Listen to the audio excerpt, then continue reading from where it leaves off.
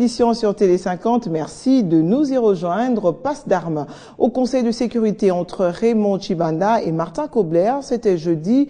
Le chef de la diplomatie congolaise est allé plaider la fin de la mission des Nations Unies en RDC, alors que Martin Kobler, le chef de la MONUSCO, a défendu le contraire. La RDC n'est pas encore prête pour ça, a-t-il dit en substance. La balle est désormais dans le camp des 15 membres du Conseil qui se prononcent ce vendredi. L'évaluation de la mise en œuvre de l'accord cadre pour la paix 2 ans après sa signature à Addis Abeba, le renouvellement du mandat de la MONUSCO ainsi que le départ progressif de la mission onusienne en RDC ont été évoqués à New York. Premier à prendre la parole, le patron de la MONUSCO, Martin Kobler, qui a présenté la situation sécuritaire en RDC tout en plaidant pour le renouvellement du mandat de la mission. Par la suite, Saïd Djinit, représentant de Ban Ki-moon dans les Grands Lacs, a également fait son rapport au Conseil de sécurité dont la présidence est assurée par la France. Il n'a pas manqué par ailleurs de saluer les efforts des autorités congolaises dans la mise en œuvre de l'accord cadre. Le chef de la délégation congolaise, Raymond Tchibanda, ministre des Affaires étrangères, a quant à lui présenté l'évolution positive de la situation sur terrain grâce au FARDC. Ce qui pousse également Kinshasa à plaider pour le départ progressif des troupes de la MONUSCO. Donc nous estimons que le moment est venu pour que la République démocratique du Congo assume pleinement ses responsabilités concernant sa sécurité et celle de ses citoyens. Je pose la question, puisqu'il y a moyen de demander un web en fonction de l'importance de l'opération. Cette opération, quoi que j'ai fait, est une importation très importante de la vie de tout le monde. Il ne faut pas pas demander pourquoi on a préféré créer l'incident. C'est pour Nations Unies. Répondant aux questions des journalistes, le chef de la diplomatie congolaise est également revenu sur les performances économiques de la RDC qui, à ce jour, est l'un des 10 pays les plus réformateurs du monde selon la Banque mondiale. Et puis on célèbre le français, la langue de Molière et de nous autres ce 20 mars, journée internationale de la francophonie. Thème, j'ai à cœur ma planète. Il faut dire que notre belle planète est en souffrance à cause du réchauffement climatique. Depuis la naissance du mot francophonie en 1880, l'Afrique constitue sa locomotive avec plus de 100 millions de locuteurs. 5e langue la plus parlée après le chinois, l'anglais, l'espagnol et l'arabe. Ce sont 250 millions de personnes qui pratiquent le français à travers le monde. Dans son message adressé au monde francophone, la secrétaire générale de l'Organisation internationale de la francophonie, Michaël Jean, a indiqué: Ce que nous fêtons à l'occasion de la journée du 20 mars, ce n'est pas seulement le partage d'une langue. En cette année 2015, des grands rendez-vous intergouvernementaux engageront, pour les prochaines décennies, le devenir de milliards d'êtres humains, mais aussi le devenir de notre environnement, exposé comme jamais aux effets du réchauffement climatique. D'après la secrétaire générale de l'OIF, la francophonie est d'ores et déjà pleinement investie, mais elle a besoin de toutes les énergies, de toutes les forces vives et notamment de la jeunesse. Le Sénégal, qui préside la francophonie pour 2 ans, mise également sur cette jeunesse, considérée comme vecteur de paix et acteur de développement. Pour le président Macky Sall, les jeunes et les femmes sont le cœur de nos sociétés, de nos projets, le cœur de nos ambitions et le cœur des défis que doivent ensemble relever les États membres de la francophonie. Pour rappel, c'est en novembre dernier que s'est tenu à Dakar le 15e sommet de la francophonie, après le 14e, organisé à Kinshasa en 2012, et qui a replacé le géant Congo en orbite et démontré à la face du monde qu'il faudra désormais compter avec la RDC dans l'organisation des grandes manifestations continentales et mondiales.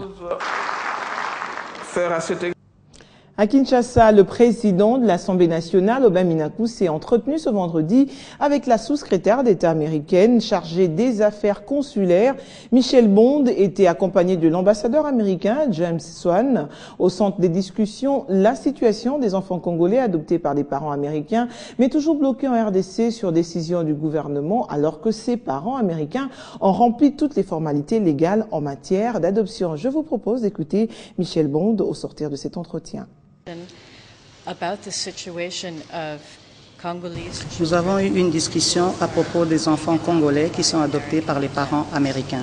Certains de ces enfants, leurs parents adoptifs ont terminé toute la procédure d'adoption au niveau du gouvernement congolais. Ils ont obtenu tous les documents légaux pour l'adoption, sont prêts à quitter le Congo pour partir avec leurs parents aux États-Unis. Dans nos discussions, nous avons parlé sur le fait que ces enfants qui sont très jeunes, ils doivent quitter le pays avec leurs parents adoptifs parce qu'ils sont en train d'attendre pendant très longtemps. Nous parlons d'une centaine d'enfants et ces enfants viennent et de Kinshasa et de plusieurs provinces de la RDC. Je suis ici pour parler de 500 enfants congolais qui sont adoptés par des parents américains. Mais bien entendu, il y a aussi d'autres enfants qui sont adoptés par des parents d'autres nationalités. Les parents ont terminé toute la procédure, mais quand est-ce que les parents doivent quitter avec leurs enfants, c'est la question.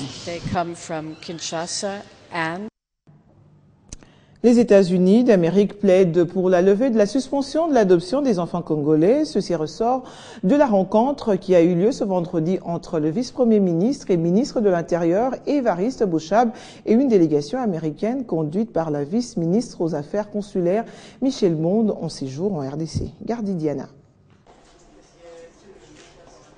Suspendue depuis le 25 septembre 2013, et la situation de non-adoption des enfants congolais sera bientôt décomptée. Promesse d'Évariste Boshab, vice-premier ministre et ministre à l'Intérieur, faite ce vendredi à la délégation américaine qu'il a rencontrée à ces sujets. Et l'équipe qui dirige la vice-ministre américaine aux affaires consulaires, Michel Torenbond, est venue plaider auprès du gouvernement congolais afin qu'une solution soit trouvée sur cette question dans l'objectif de permettre à tous les enfants de rejoindre leurs familles adoptives aux États-Unis d'Amérique. Nous avons parlé de la situation des enfants congolais qui sont adoptés par les parents américains. Ces enfants, leur procédure d'adoption ont respecté toutes les exigences de la loi congolaise et de la loi américaine sur les adoptions. Ils sont légalement les enfants de ces parents adoptifs américains et leur adoption a été approuvée légalement par les cours des tribunaux congolais.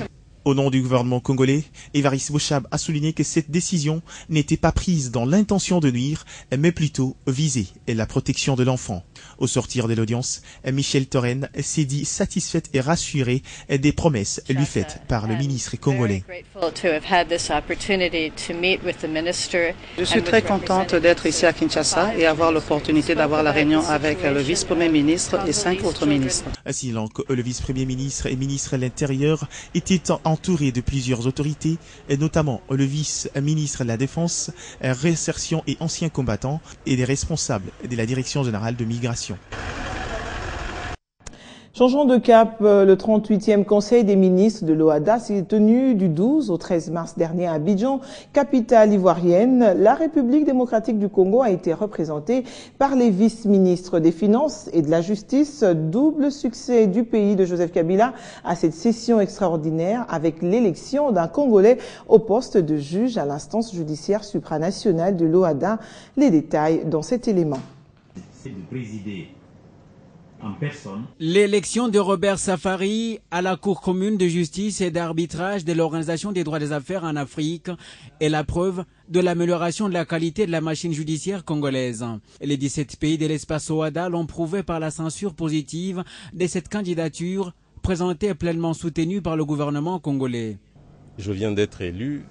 Je vais devoir représenter mon pays au sein de cette instance. Tout ce que je peux dire à toutes les autorités de notre pays, à notre peuple, c'est que je ferai tout pour mériter la confiance qui a été placée en moi, afin que je puisse représenter la RDC dignement au sein de cette institution qui a pour mission de sécuriser les investissements sur notre continent. Quant aux assises proprement dites, les vice-ministres Albert Mpeti des Finances et celui de la Justice Christophe Mbosso ont surtout souligné la volonté du gouvernement congolais à soutenir la coopération régionale. Un soutien que la RDC ne cesse de témoigner depuis son accession à cet espace en payant régulièrement et anticipativement ses cotisations, ainsi que par les efforts mis à profit de la vulgarisation et dans la conformité aux standards OADA. Le Congo, avec le poids démographique de notre pays et l'immensité de notre pays, nous constituons une part importante. Et je dois vous dire également que du point de vue préséance, du point de vue importance, nous avons aujourd'hui nos magistrats et avocats rassemblés. Nous sommes de loin supérieurs à l'ensemble de tous les pays membres de l'OADA, dont les 17. Rappelons que le gouvernement congolais a procédé au remplacement du nouveau registre de commerce par le registre de commerce et du crédit. immobilier. Vous le savez, bientôt la République démocratique du Congo va passer de 11 à 26 provinces. Et pour bien cerner la question, il y a lieu de sensibiliser surtout les ressortissants des provinces qui sont concernés. C'est le travail qu'a effectué le gouverneur de la province orientale, Jean Bamanissa, avec les étudiants ressortissants de sa province et résidant à Kinshasa. La cohésion nationale ainsi que le découpage territorial étaient les 2 points à l'ordre du jour. Arlette Boutella. La jeunesse d'aujourd'hui a un défi à relever. La cohésion nationale. En séjour à Kinshasa, Jean Bamanissa réunit les étudiants qui ont un point en commun, la province orientale, pour aborder ces sujets que certains considèrent encore comme tabous. Nous lançons un appel à toute la jeunesse qui doit sensibiliser toute notre population à comprendre que nous ne gagnons rien en étant trop tribalistes. Mais nous avons intérêt à consolider tous nos liens qui existent depuis longtemps, nos liens dont nos aïeux nous ont laissés. Pour Jean Bamanissa, la décentralisation n'est pas synonyme de division. Le gouverneur qui soutient ce projet estime que toutes les stratégies doivent être mises en place pour éviter un échec. Il plaide en outre pour la rétrocession des provinces. Le terme découpage, chers amis, est un terme qui pour moi est un peu brutal et prête à confusion. C'est une subdivision administrative. Il n'y a pas de découpage parce que le découpage est très mal compris. Il est compris comme si chacun faisait une limite, une frontière de son espace. Et qu'est-ce qui fait les limites de l'espace? Ça devient la communauté, le clan, la communauté, la tribu, l'ethnie. Et cela n'est pas bon. Après échange, les étudiants ont remercié le gouverneur pour les efforts qu'il déploie pour la province orientale afin de retrouver sa place de 3e pôle économique. Dans le reste de l'actualité, le ministre de l'Agriculture, Pêche et Élevage, Kabwe Mwinou, a échangé ce vendredi avec la délégation des 2 sociétés indiennes spécialistes des systèmes d'irrigation, des usines sucrières, de la culture de la canne à sucre et de la fabrication des panneaux solaires. Occasion pour ces investisseurs de proposer au ministre l'échéance du début des opérations de déploiement de leurs projets touchant au développement agricole, surtout au niveau des provinces, en vue de permettre au gouvernement congolais de stopper l'exode rural et faire l'économie de dépenses des finances tournées vers l'importation des biens de première nécessité. Et le suspense s'est élevé sur l'affaire Saïsaï du nom de ce célèbre comédien quinois accusé de viol. Le verdict est tombé ce vendredi au tribunal de paix de la Gombe après avoir siégé en chambre foraine à la prison centrale de Makala. Fiston Mafinga Saïsaï est libre, quoique l'officier du ministère public avait requis 20 ans de prison contre l'incriminé en détention préventive depuis le 28 janvier 2015. Justice toujours, 3 audiences successives ont eu lieu jeudi 19 mars à la Haute Cour militaire. Il s'est agi des affaires Major Madira, prévenu d'homicide préintentionnel, des cambrioleurs de la banque TMB et du Major Liaou Ngongé, prévenu d'obtention en violation de la loi d'un contrat de concession. Pour ces dernières, la Haute Cour militaire a rendu son arrêt avant de dire droit. Condamné par défaut en 2013 au premier degré par la Cour militaire de Kinshasa-Gombe pour obtention en violation de la loi d'un contrat de concession, le major Liaou Ngongé, insatisfait de ce jugement, a interjeté appel devant la haute cour militaire qui à son tour a rendu 2 exceptions d'irrécevabilité.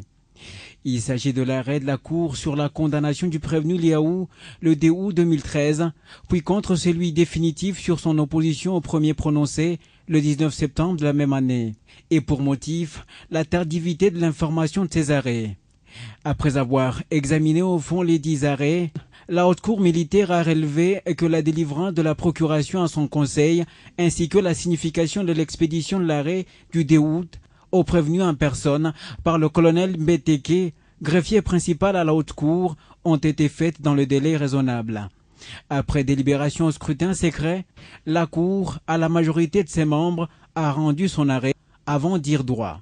Dit fonder l'exception d'irrecevabilité de l'opposition du prévenu Liaou Ngongé Kalo, déclare recevable l'appel du prévenu contre l'arrêt de la Cour militaire de la Gombe du 19 septembre 2013.